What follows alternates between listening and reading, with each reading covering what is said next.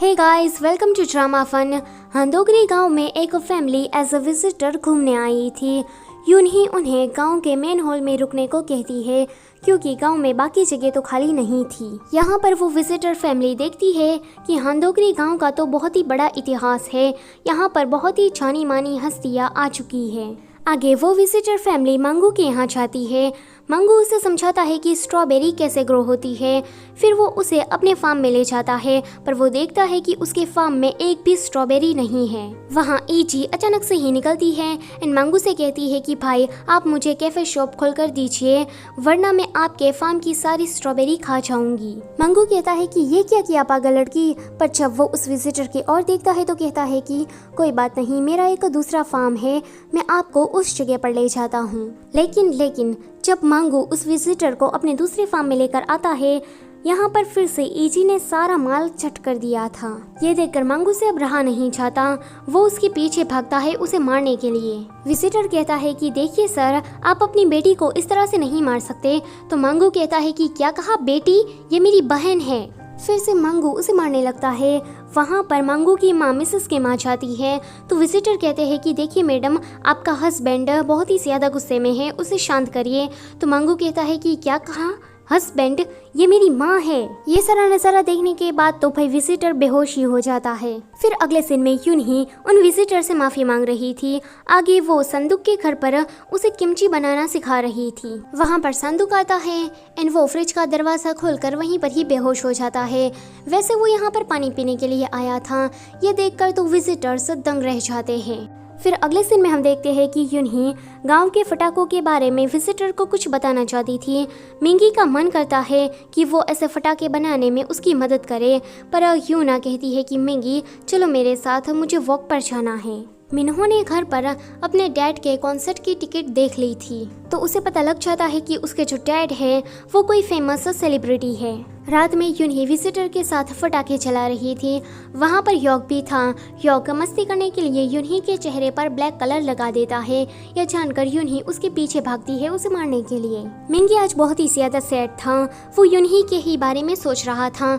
यूना ये बात नोटिस कर लेती है तो वो कहती है कि मिंगी, जब भी तुम मेरे साथ होते हो तो तुम यूं ही का नाम भी मत लोगे और उसके बारे में सोचोगे भी नहीं। तो वो कहता है कि ठीक है। अगली सुबह हम देखते हैं कि मिंगी ने जो अनुमान लगाया था कि इस टाइम पर कैबेज के भाव बहुत ही ज्यादा बढ़ जाएंगे, पर इसकी जगह पर कैबेज के भाव गिरते जा रहे थे।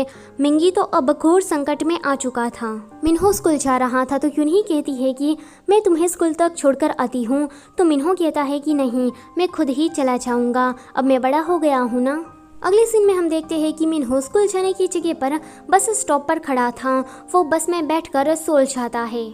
इली पैसे कमाने के लिए कहीं पर जा रही थी। केजुन को उसकी फिक्र हो रही थी तो मिंगी कहता है कि तुम कैसे हस्बैंड हो, अपनी वाइफ के लिए इतना भी नहीं कर सकते।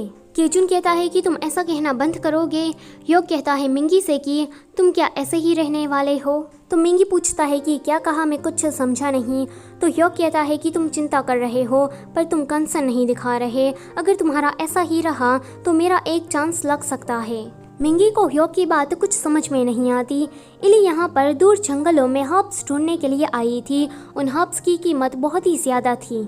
कीजुन उसके पीछे पीछे आता है, कहता है कि मैं तुम्हारी मदद कर देता हूँ। इली उसकी ओर देख रही थी तो कीजुन कहता है कि देखो, मैं सिर्फ यहाँ पर तुम्हारी हेल्प करने के लिए ही आया हूँ, तुम इसका कोई गलत मतलब मत समझ लेना, मैं तुम्हें कोई पसंद वगैरह नहीं करता। तो इली कहती है कि हाँ मैं समझ गई। कीजुन देखता है कि ठंड में खुदाई करने के कारण इली के हाथ में चोट लग गई है। हंचो सुयन को लेकर कहीं पर जाता है। वो कहता है कि जब मैं तुम्हारे घर पर रुका था तब मैंने देखा था कि तुम्हारा सपना क्या है। तुम चाहती हो ना कि तुम्हारे डिजाइन किए हुए कपड़े सभी लोग पहने खरीदे। तो सुयन उसे थैंक यू कहती है। हंचोल जब कपड़े निकालता है तो सुयन कहती है कि ये क्या है। हंचोल कहता है कि ये हमारी डिजाइन का नाम है, सुयन प्लस हंचोल इज इक्वल टू योनचोल। पता है मैंने 1 वीक लगा दिए इस नाम को सोचने में। सुयन कहती है कि अच्छा है। सुयन को आज बहुत ही ज्यादा मजा आता है। वो इतनी खुश थी कि जाते टाइम हंचोल को चिक पर किस कर लेती है।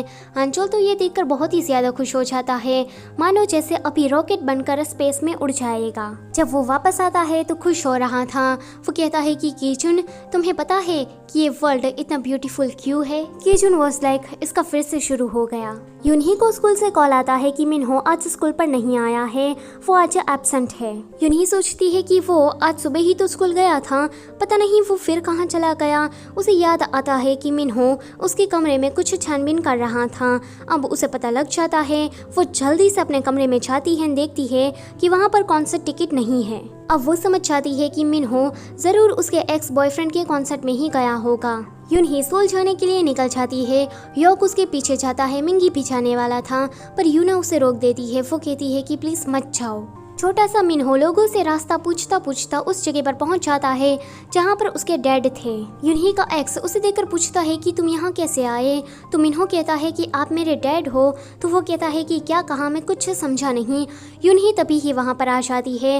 वो कहती है कि मिनहो तुम कहाँ चले गए थे, पता है कि मैं कितना डर गई थी, तुम ठीक तो हो ना। अब उसका एक्स बॉयफ्रेंड समझ जाता है कि मिनहो उसका बेटा है। अगले सीन में हम देखते हैं कि ह्योग मिनहो के साथ बैठा था, ये दोनों बातें कर रहे थे। यूनही का एक्स बॉयफ्रेंड कहता है कि जब मैं तुमसे मिलने के लिए आया तब तुम्हें मुझे बता देना चाहिए था ना कि मेरा एक बेटा भी है। यूनही कहती है कि जब तुम अब्रॉड चले गए, तुम्हारे जाने के बाद मुझे पता लगा कि मैं प्रेग्नेंट हूँ। तो वो कहता है कि फिर भी तुम्हें मुझे कांटेक्ट करके बताना तो चाहिए था ना। यूनही कहती है कि मैं कैसे बताती, तुम अपने करियर पर ध्यान दे रहे थे। वहाँ पर यूनही के एक्स बॉयफ्रेंड की करंट गर्लफ्रेंड आ जाती है। ये देखकर यूनही डर जाती है। करंट गर्लफ्रेंड कहती है कि ये कौन है। तो यूनही कहती है कि मैं बस इसकी एक फ़ैन हूँ। उसका जो एक्स था वो चुप ही रहता है, कुछ नहीं बोलता। ये देखकर यूनही वहाँ से चली जाती है।